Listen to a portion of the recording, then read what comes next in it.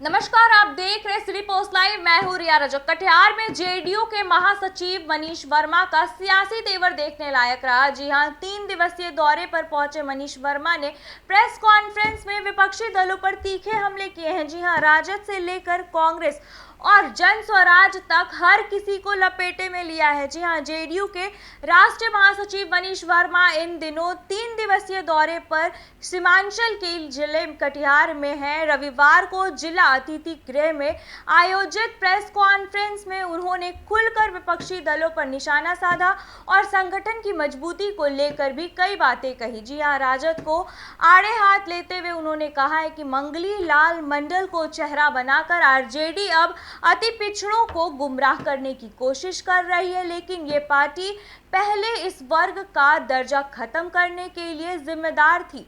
वहीं कांग्रेस विधायक शकील अहमद खान के ट्रांसफर पोस्टिंग वाले बात पर मनीष वर्मा ने तीखा जवाब देते हुए कहा कि कांग्रेस को पहले अपने इतिहास की तरफ देखना चाहिए। घोटालों की पार्टी बन चुकी कांग्रेस को दूसरों पर सवाल उठाने का कोई अधिकार नहीं है। और क्या कुछ कहते हुए नजर आ रहे थे, पहले आप इस वीडियो में देखें। विधानसभा चुनाव में दावेदारी पेश करे कि हम पुलिस सीट पे लड़ेंगे, इस पर क्या है? नहीं, उन्होंने कहा कि वो गठबंधन के साथ लड़ेंगे, वो तो हमारे पार्टनर हैं। और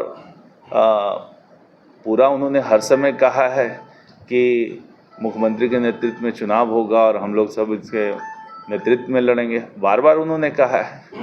और यहाँ पर भी उन्होंने कहा, तो एक तरह से देखा जाए 243 का, तो यहाँ पर सब लोग 243 में लड़ रहे हैं। जितने भी गठबंधन के पार्टनर हैं, हम लोग पांचों मिल करके 243 सीट पे लड़ रहे हैं। जब तक पार्टियां एक दूसरे का सहयोग नहीं करेगी, एक दूसरे की मजबूती नहीं देगी, प्रदान करेगी, तब तक कैसे लड़ा जाए। गठबंधन का मतलब ही होता है कि सब लोग मिल के लड़ें। हालांकि सीटें अलग अलग उनके नाम पे हो सकती है। और अभी पूर्णिया का लगातार दौरा कर रहे हैं। पिछले 2 लोकसभा में अच्छी सीटें नहीं मिली थी, तो इसको किस नज़र से आप देखते हैं और संगठन की स्थिति से कैसे काम? नहीं, पूर्णिया में मैं डीएम के रूप में काम किया हूँ, डिस्ट्रिक्ट मजिस्ट्रेट के रूप में काम किया हूँ, और वो भी 2013-14 में। काफ़ी दिन बीत गए, 12 साल हो गया है। तो उस समय मैं एक प्रशासनिक अधिकारी था, बाहर से आया था। पहली मेरी पोस्टिंग बिहार में पूर्णिया में की गई थी और 1-1.25 साल रहने का मौका मिला। मैंने कोशिश की जिला में जो भी डेवलपमेंट काम हो, जो भी समस्याएं हैं, उसको दूर करने की कोशिश की। और जहाँ भी आप रहते हैं तो उनसे एक लगाव तो रहता ही है, लोगों से लगाव रहता है। और पूर्णिया के लोग भी पटना में, जब मैं पटना में भी पोस्टेड था विभिन्न, तो लोग आते हैं, मिलते रहते हैं। तो यहाँ पर मेरा तो खास लगाव है, पूर्णिया से, इस रीजन से काफ़ी लगाव। और जब भी मुझे मौका मिलता है आने की कोशिश करता हूँ, मैं लोगों से मिलने की कोशिश करता हूँ। पूर्णिया में हमारा देखिए, ये पिछले चुनाव में बहुत थोड़े से मतों से हम लोग पूर्णिया हार गए। इसमें बहुत ज़्यादा देखा नहीं जाना चाहिए। 2 टर्म से हम लोग लगातार जीत रहे थे, 14 में जीते, 19 में जीते और यहाँ पे जीते। थोड़े वही हाल कटिहार का रहा, यहाँ भी बहुत ज़्यादा मार्जिन नहीं रहा।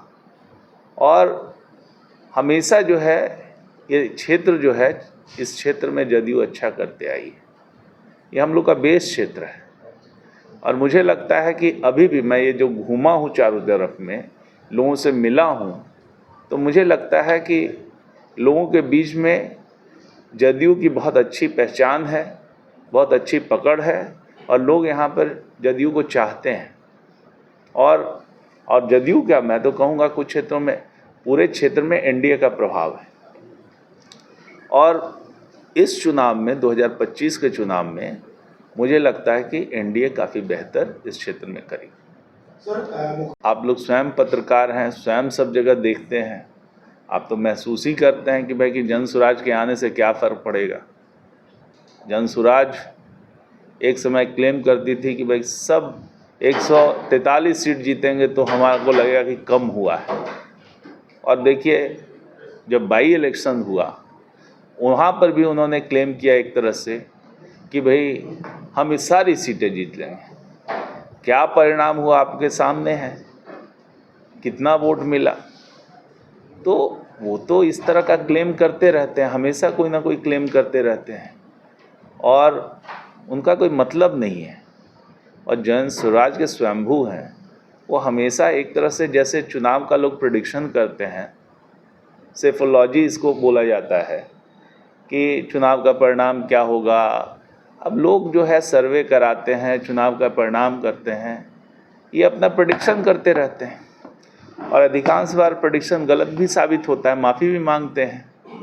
तो ऐसे इनका काम है कि इस तरह का बड़े बड़े क्लेम करना, बड़ी बड़ी बातें करना, ताकि बड़ी बात करेंगे तो लोग इम्प्रेस होंगे।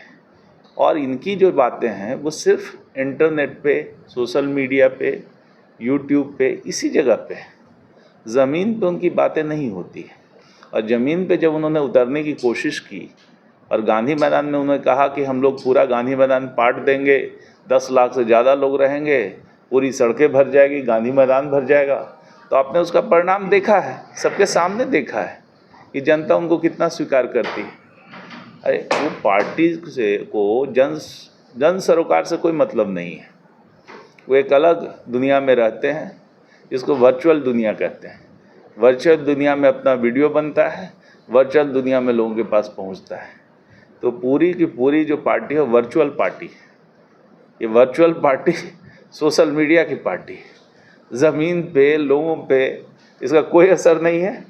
और लोग जो है खाली सोशल मीडिया में जानते हैं कि सोशल मीडिया के कलाकार हैं, बढ़िया कलाकारी करते हैं, जारी रखें। जैसा कि आप सुन रहे थे मनीष वर्मा को, उन्होंने प्रशांत किशोर के जन स्वराज अभियान को लेकर के कहा कि ये पार्टी जमीन पर नहीं, सिर्फ सोशल मीडिया पर है, गांधी मैदान तक नहीं भर पाया।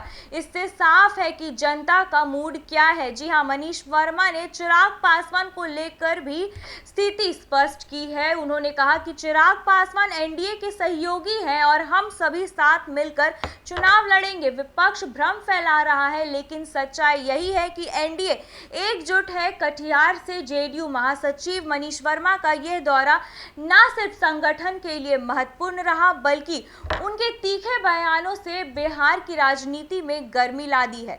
चुनावी साल में सीमांचल की राजनीति अब और तेज होती नजर आ रही है। तो ऐसी तमाम जानकारी के लिए बने रहे हमारे साथ और देखते रहे सिटी पोस्ट लाइव।